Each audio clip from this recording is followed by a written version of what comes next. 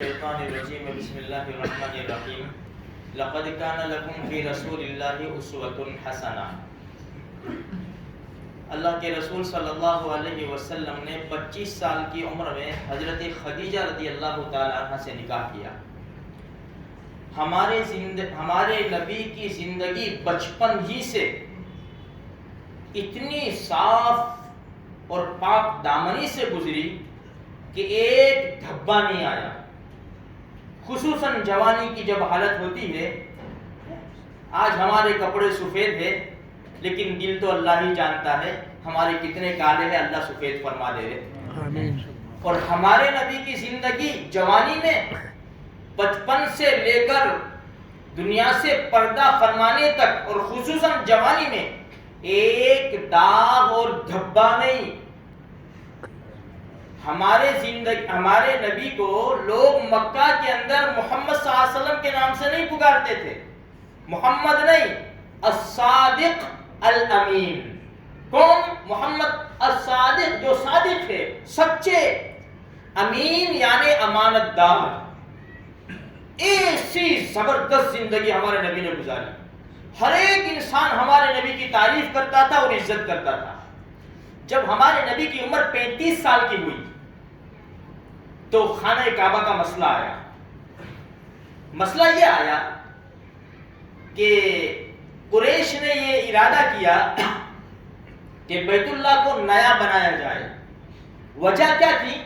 وجہ یہ تھی کہ بیت اللہ کی 4 دیواریں تھی اور اوپر چھت نہیں تھی۔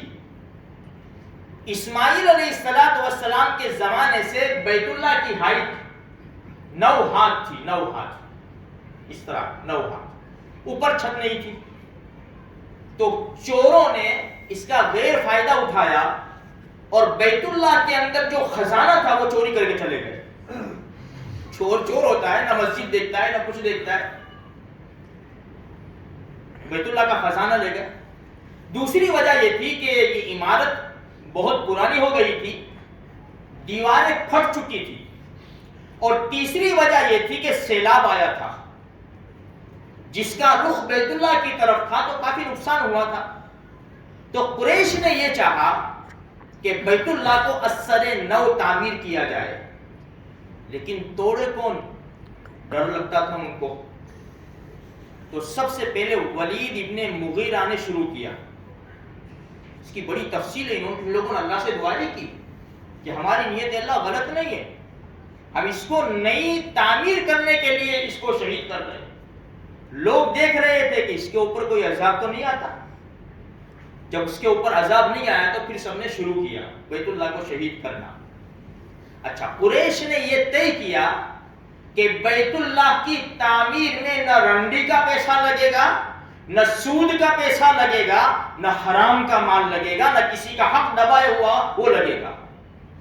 قریش ایمان والے نہیں تھے ابھی، یہ 360 بتوں کی عبادت کرنے والی قوم تھی۔ انہوں نے یہ فیصلہ کیا کہ مال اللہ کے گھر میں لگے گا، مال تو حلال کا لگے گا۔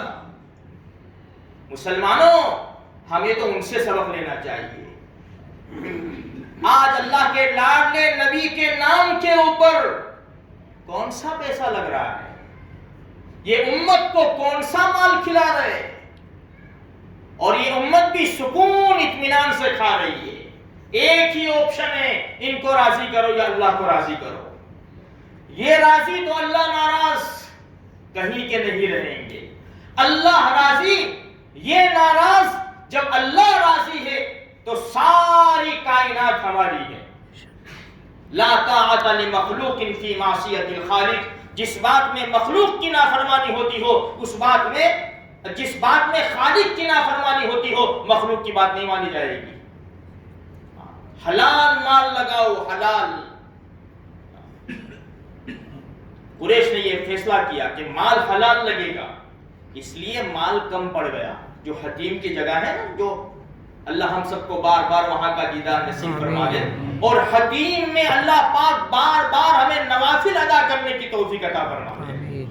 وہ جگہ وہ اسی لیے چھوڑیے کہ ان کے پاس حلال کے پیسے اتنے نہیں تھے کہ پورا تعمیر کر لے، اس لیے مشورے سے کہ وہ اتنا چھوڑ دو، اچھا، جب ہر قبیلے نے پتھر لا کر رکھنے شروع کیے، تعمیر شروع ہوئی، حجر اسود کی جگہ تک جب دیوار پہنچی تو ہر قبیلے نے کہا کہ حجر اسود ہم رکھیں گے، اس کی برکت ہم حاصل کریں گے۔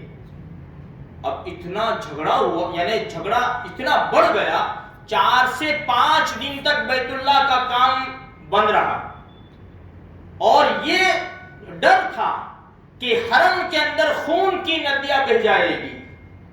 اخیر میں ابو امیہ مخزومی اس نے یہ کہا سارے لوگوں سے کہ دیکھو ٹھہر جاؤ، ایک فیصلہ کرو کہ اب ہم سب لوگ یہاں ہیں، سارے قبیلے کے سردار یہاں ہیں، اب بیت اللہ کے دروازے سے جو داخل ہوگا ہم اس کو فیصل بنا دیں گے، اور وہ جو فیصلہ کرے گا ہم اس کی بات کے اوپر مان لیں گے۔ تو سب نے کہا تو ٹھیک ہے، کوئی بات نہیں۔ سب کی نظریں بیت اللہ کے دروازے کے اوپر، یعنی مسجد حرام کے دروازے کے اوپر کہ کون داخل ہوتا ہے۔ تھوڑی دیر ہوتی ہے کہ سب کی نظریں ایک ہستی کے اوپر جم جاتی ہے، وہ اللہ کے پیارے لاڈلے نبی رحمت للعالمین صلی اللہ علیہ وسلم داخل ہوتے ہیں۔ سارا مجمع چیخ پڑتا ہے، ھذا الامین رضینا ھذا محمد صلی اللہ علیہ وسلم۔ او ہو، یہ تو امین آ گئے، یہ تو امانت دار آدمی آ گئے، ہم راضی ہیں، ہم اس سے راضی ہیں، یہ تو محمد ہے صلی اللہ علیہ وسلم۔ ہمارے نبی تشریف لائے، 35 سال کی عمر ہے، بڑے بڑے سردار جمع ہیں، سب نے ہمارے نبی کی طرف رجوع کیا اور کہا کہ محمد یہ جھگڑا پڑا ہوا ہے۔ عجیب اللہ کی شان، اللہ جسے رکھے اسے کون چکھے میرے بھائیو، اللہ جسے عزت دینا چاہے اسے کون ذلیل کر سکتا ہے۔ تو عز من تشاء تذل من تشاء، جسے چاہتا ہے اللہ عزتوں سے نوازتا ہے، اور جسے چاہتا ہے اللہ ذلت کی کھائیوں میں پھینک دیتا ہے۔ ہمارے نبی کے سامنے جھگڑا رکھا گیا کہ ہر قبیلہ کہتا ہے کہ ہمارا سردار یہ برکت حاصل کرے گا، محمد فیصلہ کرو۔ ہمارے نبی نے چادر منگوائی، چادر منگوا کر حجر اسود کو اپنے ہاتھ سے چادر کے بیچ میں رکھا، فرمایا ہر قبیلے کا سردار کھڑا ہو جائے۔ ہر قبیلے کا سردار کھڑا ہوا اور سب نے چادر کا ایک ایک کونا پکڑا، اور ہمارے نبی نے فرمایا اٹھاؤ اس کو۔ سب نے اٹھایا۔ حجر اسود کی جگہ تک جب یہ چادر پہنچی تو ہمارے پیارے آقا رحمت للعالمین صلی اللہ علیہ وسلم نے اپنے ہاتھ مبارک سے حجر اسود کو اٹھایا اور اس کی جگہ کے اوپر رکھ دیا۔ اللہ پاک نے اپنے لاڈلے نبی کی برکت سے یہ سارے جھگڑے کو ختم کر دیا اور بیت اللہ کی تعمیر ہو گئی۔ میرے بھائیو، یہ ہے ہمارے آقا، دشمن جھگڑے ختم کرواتے ہیں اور مسلمان کوٹ میں جاتا ہے قرآن کو چھوڑ کر، حدیث کو چھوڑ کر۔